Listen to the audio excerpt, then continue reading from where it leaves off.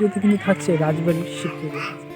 তো এই যে সেই পুরনো দিন রাজবাড়ি,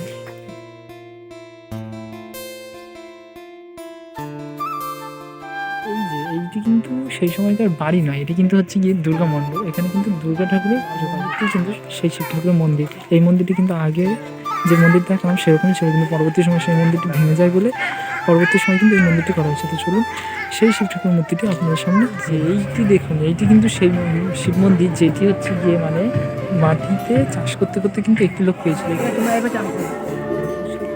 নমস্কার দর্শক বন্ধুরা, আমি আপনাদের সঙ্গে বাপ্পা, আর আপনাদের সঙ্গে আমার চ্যানেল এক্সপ্লোরার বাপ্পা। তো আজকে আবার চলে এসেছি আপনাদের সামনে একটি নিত্য নতুন ভিডিও নিয়ে। তো আজকের ভিডিওতে কিন্তু থাকছে রাজবাড়ির শিব পুজো। আজকে কিন্তু তারিখ হচ্ছে গিয়ে 15ই ফেব্রুয়ারি 2026। আর এইখানে যে রাজবাড়ির ভিডিও আমি আগেও করেছিলাম, আজকে কিন্তু সেই রাজবাড়ির শিব পুজো আপনাদের দেখাবো। রাজকীয় শিব পুজো, সেই রাজপরিবারের সদস্যরা দেখুন আজকে এসেছে। চলুন সেই মন্দিরের সামনে যাই, তো সেখানে গিয়ে আবার আপনাদের সাথে কথা হচ্ছে, নিত্য নতুন কিছু জানতে পারি তাও আপনাদের সাথে শেয়ার করতে। চলুন যাওয়া যাক সেদিকে। তো এই যে সেই পুরনো দিন রাজবাড়ির বর্তমান অবস্থা।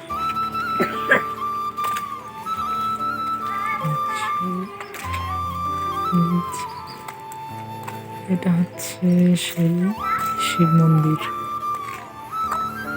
আর এই যে রাজবাড়ি কি অবস্থা, তার পাশে কিন্তু আছে হচ্ছে মন্দির। এবারের ভেতর দিকে প্রবেশ করা যাক।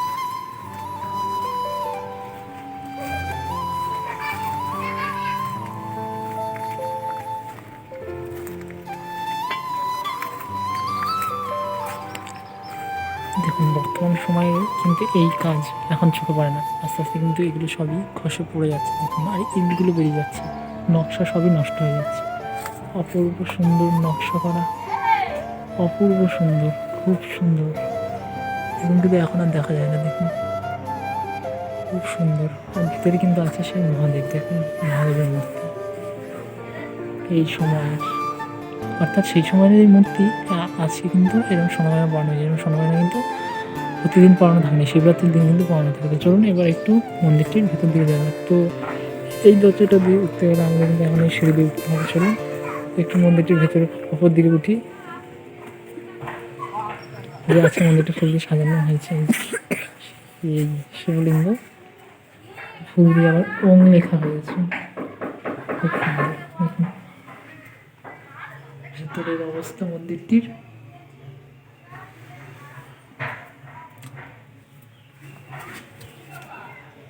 তো এবার একটু সামনের দিক থেকে যাওয়া যাক।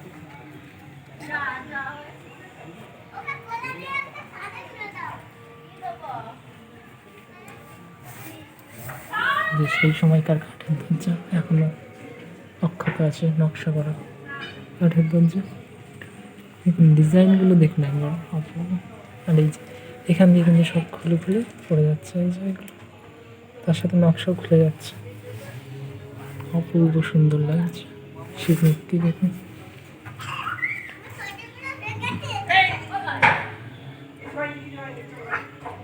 এখনো বর্তমান পর্যন্ত বেঁচে আছে। আর এই যে সেই সময়কার রাজবাড়ি, এই যে সামনে যে লাল মতন বাড়িটি দেখছেন, এই রাজপরিবারের লোকেরা কিন্তু শুধু শিবরাত্রির দিনে আসে, তো তারা কিন্তু এই রাজবাড়িতে সেদিন থাকে। এইদিকে নাকি আরও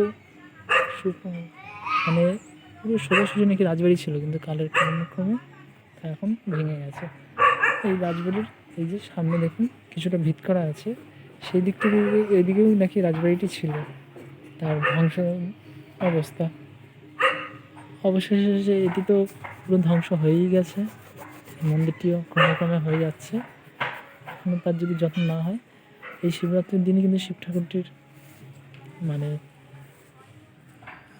পুজো করা হয়, আর অন্য অন্য দিনও করা হয়। আর এই দিন কিন্তু সোনাবানা পড়ানো হয় শিব ঠাকুরটিকে। শিব ঠাকুরটি দেখুন একটি বেঁকে আছে, এটির কিন্তু একটি আলাদা গল্প আছে। বর্তমান সময় মহাদেবকে এরকমভাবে সুসজ্জিত করা হয়েছে। দেখুন মন্দিরের ভেতর দিকে যাই, বর্তমান মহাদেবের স্বরূপ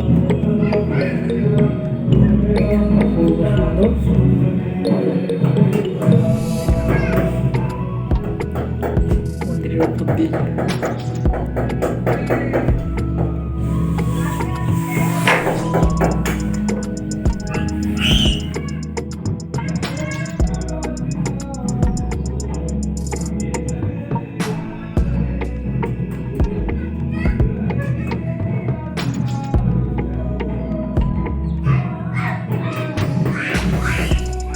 বেশ কিছু কথা জানবো। যে এখন যে শিব ঠাকুর দেখছেন, এই শিব ঠাকুর কিন্তু জাগ্রত শিব ঠাকুর। এই শিব ঠাকুর কিন্তু আসল যে কোষ্ঠী পাথর, সেই সময় কিন্তু আসল কোষ্ঠী পাথরের মানে তৈরি করে। আর এই যে পেছনে যে এইটি আমি কিছুক্ষণ আগে রাজবাড়ি বললাম, অন্ধকারের জন্য দেখা যাচ্ছে, আপনারা দেখাচ্ছি দেখুন। এই যে এইটি কিন্তু সেই সময়কার বাড়ি নয়, এটি কিন্তু হচ্ছে গিয়ে দুর্গা মণ্ডপ। এখানে কিন্তু দুর্গা ঠাকুরের পুজো করা হতো। আর এইটির ওপরেই নাকি ছিল হচ্ছে গিয়ে বাড়ি, মানে সেই সময়কার বর্গী আক্রমণ যে সময় হয়েছিল সেই সময় কিন্তু তৈরি করা হয়েছিল। সেটাই শুনলাম। এখন এই মন্দিরটির ভেতরে দেখুন যে শিব ঠাকুর একদম আসল কোষ্ঠী পাথর, চকচক চকচক করছে, মানে সেই সময়কার কোষ্ঠী পাথরের তৈরি কিন্তু শিব ঠাকুরের মন্দিরটি অসাধারণ সুন্দর। তো এই রাজপরিবারের লোকেরাও এসছে, তো সেগুলো কিন্তু এখন আমি বেশ কিছু কথা জানে আপনাদের সাথে বলছি। এই যে এখান দিয়ে নাকি সোজা যে বাড়িটির ভিত্তি আমি আপনাদের দেখতে দেখলাম, সেদিকে কিন্তু আরও একটি বাড়ি ছিল, কিন্তু পরবর্তী সময় কিন্তু এগুলো ভেঙে দেওয়া হয়েছে। তো যেটি আমি শুনলাম নাকি এই বাড়ির ওপরে যেই বাড়িটি ছিল, সেই বাড়ির ওপর দিয়ে কিন্তু এদিক দিয়ে সোজা কিন্তু এদিকে যে বাড়িটি ছিল সেই বাড়িটিতে কিন্তু যাওয়া যেত। অর্থাৎ সেই সময় যদি বর্গী আক্রমণ হতো, তাহলে কিন্তু এই বাড়ির যারা আমার সদস্য ছিল তারা কিন্তু এদিক দিয়ে সোজা চলে যেত এই দিকে।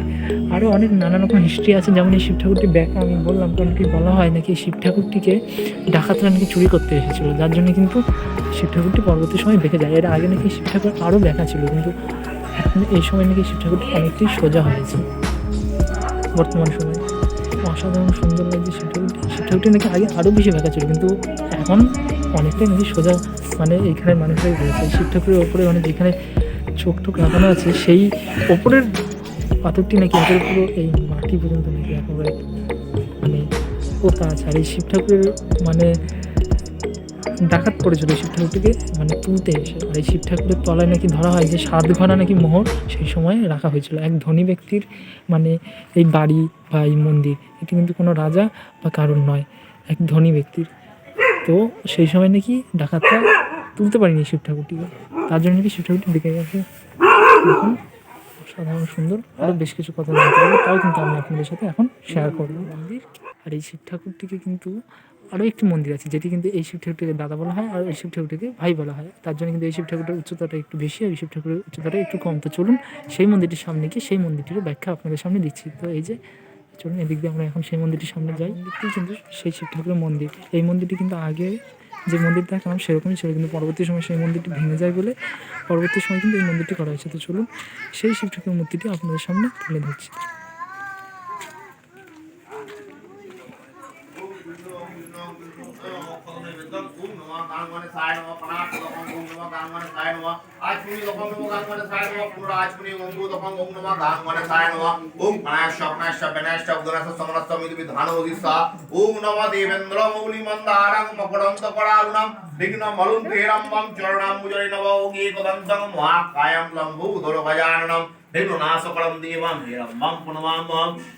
কথা বলা হয় নাকি যখন এই আগের যে শিব ঠাকুরটি দেখা অর্থাৎ কোষ্ঠী পাথরে, সেই সময় কিন্তু এই দুটি শিব ঠাকুর একসঙ্গে আনা হয়েছিল। আর একসঙ্গে এনে কিন্তু এই শিব ঠাকুরটিকে এইখানে প্রতিষ্ঠা করা হয়, আর এই শিব ঠাকুরটিকে মানে তার একটুখানি দূরে প্রতিষ্ঠা করা হয়। সেই বড় মূর্তির কিন্তু কোষ্ঠী পাথরের তৈরি, আর এই শিবলিঙ্গটি কিন্তু সেই কোষ্ঠী পাথরের তৈরি নয়। এই দুজনকে কিন্তু তাই ভাই বলা হয়। মানে সুপ্রাচীন দীর্ঘ, কারণ কি রাজবাড়ির লোকেরাও বলতে পারছেন যে মন্দিরকে বানিয়েছে। আশেপাশের লোকেদের থেকে যেখানে জানতে পারলাম তা আপনাদের সামনে শেয়ার করছে। আর এখানে আরও একটি শিব ঠাকুর মন্দির আছে, যেখান দিয়ে আগেও আপনাদের সামনে দেখেছিলাম। তো সেই শিব ঠাকুরটিও মানে মাটি করে মানুষরা খুঁজে পেয়েছিল, তো সেটিও কিন্তু এরপর আপনাদের দেখাবো। তো এই ছোটো মতন যে শিব ঠাকুরটি, সেই শিব ঠাকুরটি এখন পুজো হচ্ছে। এখন কিন্তু এই রাজবাড়ির শিব ঠাকুরের উপর পুজো হবে। আর এটিকে রাজবাড়ি বলা উচিত নয়, কারণ কি জানলাম যে এটি হচ্ছে কি কোনো রাজা ছিল না বা কোনো জমিদারও ছিল না, এগুলি ছিলেন একজন ধনী ব্যক্তি, সেই সময়কার ধনী ব্যক্তি, মানে বর্গীদের সময়, যেই সময় বর্গী আক্রমণ হতো সেই সময়কার মন্দির এটি। এর থেকে বোঝা যায় যে এই মন্দিরটি কত সুপ্রাচীন, সুদীর্ঘ এবং জাগ্রত। যে এইটি দেখুন, এইটি কিন্তু সেই শিব মন্দির যেটি হচ্ছে গিয়ে মানে মাটিতে চাষ করতে করতে কিন্তু একটি লোক পেয়েছিল। একটি কথা বলে দিই, ওই দুটো শিব মন্দির থেকেও কিন্তু এই শিব ঠাকুরের মন্দিরটাই কিন্তু বেশি লোক থাকে, আর এই শিব ঠাকুরটাও কিন্তু জাগ্রত। কিন্তু ওই দুটো শিব ঠাকুর অর্থাৎ রাজবাড়ির যেটি আমি শিব ঠাকুরটির কথা বলছিলাম সেগুলো কিন্তু অনেক পুরনো, আর এগুলো কিন্তু এই শিব ঠাকুরের মন্দির কিন্তু অত পুরনো নয়, কিন্তু এই শিব ঠাকুরের মান্যতাটা কিন্তু বেশি। তো চলুন এবার একটু মন্দিরটির ভেতর দিকে যাই, আর তাও শিব ঠাকুরটিকেও আপনাদের সামনে দেখাই দেখুন, কারণ কি এই মন্দিরটি কত লোকজন দেখুন বাইরে দাঁড়িয়ে আছে, এগুলো কিন্তু সবাই পাড়ার লোক। আর দেখুন লাইট দিয়ে এই মন্দিরটি কত সুন্দর সাজানো হয়েছে, কিন্তু ওই মন্দিরগুলো কিন্তু লাইট দিয়ে এত সুন্দর করে সাজানো হয়নি। তো চলুন এবার একটু ভেতর দিকে যাই, ভেতর দিকে যাই।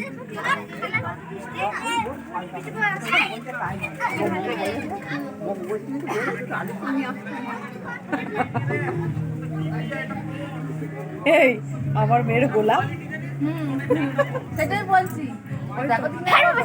দাদাকে আমি গল্প করছি।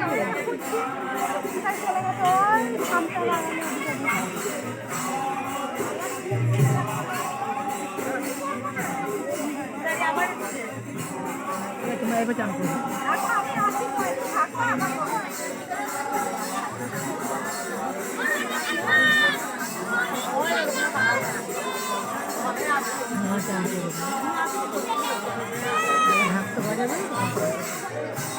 গ্রাম্য পরিবেশ, রাস্তাঘাটে কিন্তু বেশি লাইট পোস্ট নেই, এর জন্য কিন্তু বেশ কিছু জায়গায় অন্ধকার অন্ধকার লাগছে। এই একটি দুটো লাইট পোস্ট দূরে দূরে আছে, বেশিরভাগ রাস্তায় অন্ধকার।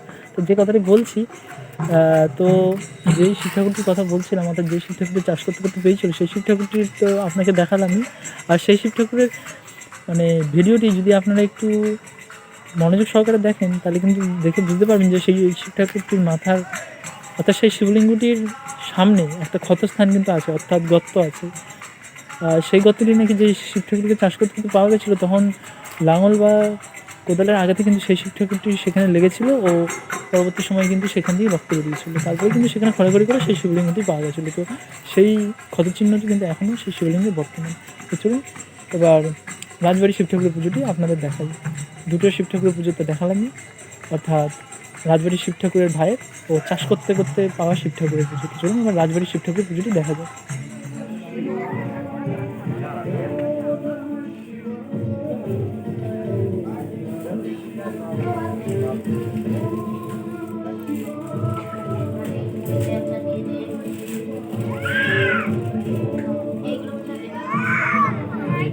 প্রসাদ দেওয়া হচ্ছে ঠাকুরের। চলুন দেখতে দিন। বাড়ি যাবে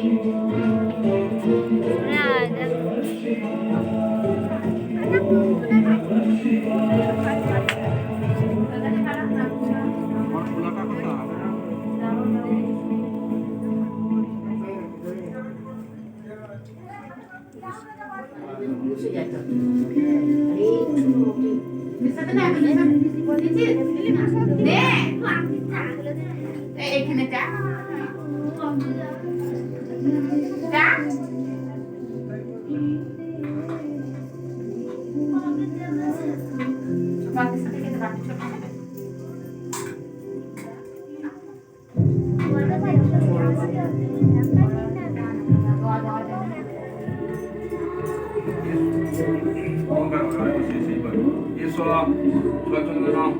গন্ধপুষ্প বিল্ল পত্রাঞ্জলি আয়ুর্দেহি যশোদেহি ভাগবম ভগবদেহি মে পুত্রান্দেহি ধনদেহি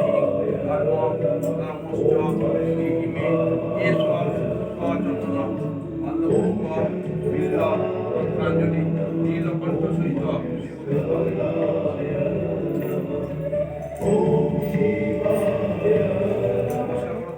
যতটা জানলাম, যতটা জানতে পারলাম তা আপনাদের সামনে তুলে ধরলাম। আর আরেকটি কথা বলে দিই, যাদের থেকে আমি জানলাম তারা কিন্তু ক্যামেরার সামনে আসতে চায়নি, তাই তাদের কিন্তু আপনাদের ক্যামেরার সামনে দেখাতে পারলাম না। আমি যতটা বুঝলাম, তাদের থেকে শুনলাম, জানতে পারলাম, তা আপনাদের সামনে তুলে ধরলাম। আর আরেকটা কথা বলে দিই, এই একই গ্রামে কিন্তু একটু দূরত্বে তিনটি শিব ঠাকুরের মন্দির আছে। আর এই তিনজনকে কিন্তু অনেক সময় তিন ভাইও বলা হয়। রাজবাড়িটাকে সবথেকে বড়ো ভাই, তারপরে যে রাজবাড়ির পরে যে মন্দিরটি আছে সেটি হচ্ছে ছোটো ভাই, ও যে শিব ঠাকুরকে মাঠের ঘুরে পেয়েছে সেই শিব ঠাকুরকে কিন্তু বলা হয় ছোটো ভাই। আর এই তিনজনকে কিন্তু অনেক সময় একত্রিত ভাইও বলা হয়, কারণ কি এরকম সচরাচর সব গ্রামে দেখা যায় না যে একটু দূরত্বে কিন্তু একই গ্রামে তিনটি শিব ঠাকুরের মন্দির। যাই হোক, পুরোনো দিনের রাজবাড়ির শিব ঠাকুরের পুজো দেখালাম। তো আসার মতো ভিডিওটি এখানে শেষ করলাম। তো প্রত্যেকবার যা বলি, ভিডিওটি ভালো লাগলে অবশ্যই লাইক, শেয়ার ও কমেন্ট করে দেবেন। আর যারা আমার পেজটি নতুন আছেন তারা অবশ্যই সাবস্ক্রাইব করে দেবেন। আর যারা ফেসবুক দিয়ে দেখছেন তারা অবশ্যই ফলো করে দেবেন। তো আজকের মতো ভিডিওটি এখানে শেষ করলাম। আবার দেখা হচ্ছে একটি নতুন পর্ব। ততক্ষণের জন্য টাটা। আবার দেখা হচ্ছে আরেকটি নতুন পর্বে। নতুন গল্পের সঙ্গে। ততক্ষণ জন্য সুস্থ থাকুন, ভালো থাকুন, আবার দেখা হবে নতুন একটি পর্বে।